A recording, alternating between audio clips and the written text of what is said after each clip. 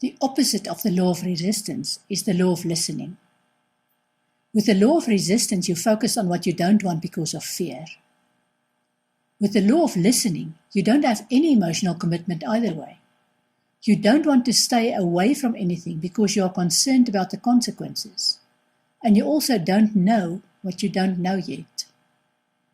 Yes, there are examples of the law of listening where young people are educated so that they will be ready for life. They are taught the consequences of crossing a road without taking care. They are taught about perseverance in their schoolwork and self-discipline. They are taught moral values and many other valuable things. How well they listen and take things to heart determines how successful they will be in life. The law of listening covers two main areas that you need to be aware of in your life. The first area is the error of not doing what you're supposed to do. This is where people who educate you play a significant part in your life, if you are willing to let them do that. I can recall some significant incidents in my life that relate to this. The first relates to my father. He never finished high school because he had to find a job and help earn so that his younger siblings would be cared for. Against this background, he raised his children with the mantra of, once you've finished university. We clearly understood from an early age that once we've completed a degree, we could do anything we wanted with our lives. I can't say that he instilled a burning ambition with that mantra because it wasn't a burning ambition for him or me or my siblings. It was rather a given, like breathing all day and night. It wasn't open for argument, just like breathing. There was no financial provision for tertiary studies, but there were other means. I funded all 4 of my degrees with bursaries, part-time and full-time jobs. The issue was not funding, but rather a focus on the end goal, which was to get a good education.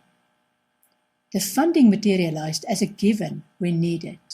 How does this relate to the law of listening? In hindsight, I can only imagine how stifled my life would have been if I didn't study and get my education. To this day, I'm still learning, exploring, and discovering. I also experienced the opposite. In my second year at university, I told fellow students that I would get married at the end of the academic year. I never had any intention of abandoning or even interrupting my studies, and I didn't. On the day when we had this conversation, a classmate was clearly taken aback with my announcement. We had never even been friends, and our relationship was never anything else than a passing acquaintance of fellow students. He said to me that I needed to be careful not to become a dreary housewife because I was giving in to a whim. This was said to me over 40 years ago, and I still remember the moment. It was a clear indication of the law of avoidance at work, and I didn't recognize it at the time because I was ignorant. I went on and got married, and only in hindsight recognized the incredible truth that I chose to ignore at the time. I can liken this to an announcement or comment in bright neon lights that are meant only for your eyes, if you are willing to see the announcement or hear the comment. These two examples cover the error of not doing things as part of the law of listening, where opportunities could have been wasted. And then there was a moment that I ignored. I was on the verge of entering a partnership with a friend, where we were going to invest in holiday accommodation. Everything seemed to check out, and all we needed to do was to finally get together so that we could sign the documents and seal the deal. I can remember to this day that I was sitting in an airport restaurant waiting to board an international flight when I received a phone call from this friend.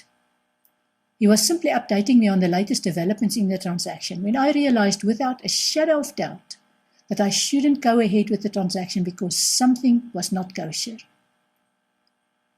I recall that I asked him about the steps for backing out of the transaction, and he got terribly upset because it was so late in the day and we had discussed everything to the finest detail and reached agreement on everything.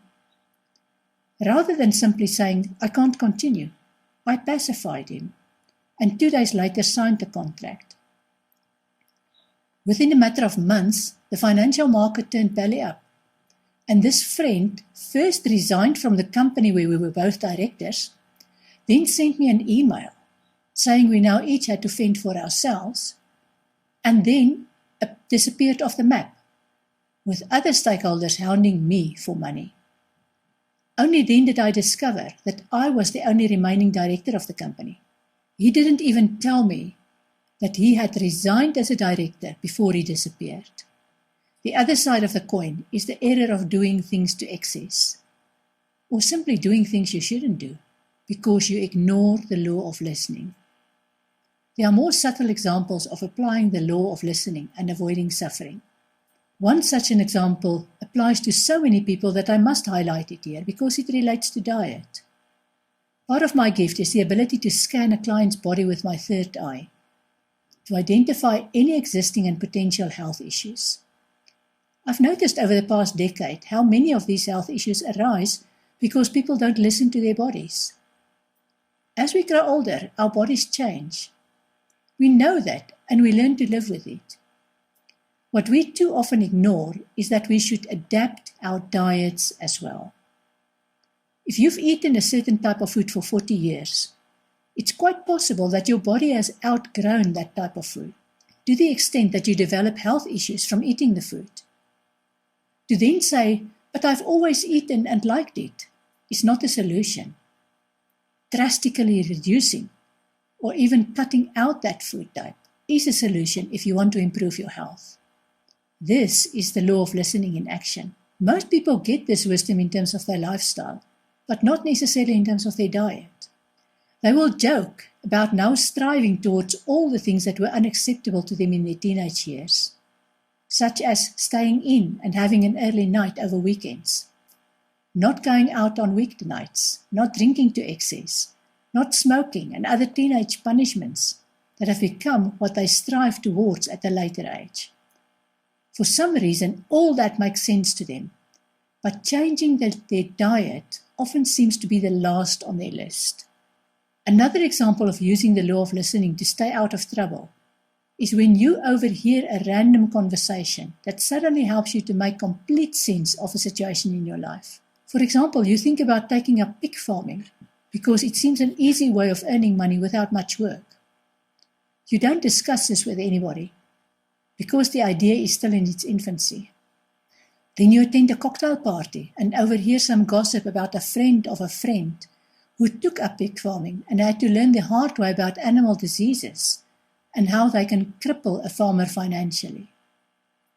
During the same conversation, someone else had an anecdote about a relative who took up pig farming and who is now branching out because the timing was perfect.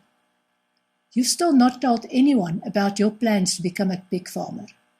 You go home with a head full of ideas, far more realistic than before because the law of listening has exposed you to both sides of the coin and in a way given you a blessing for your future plans.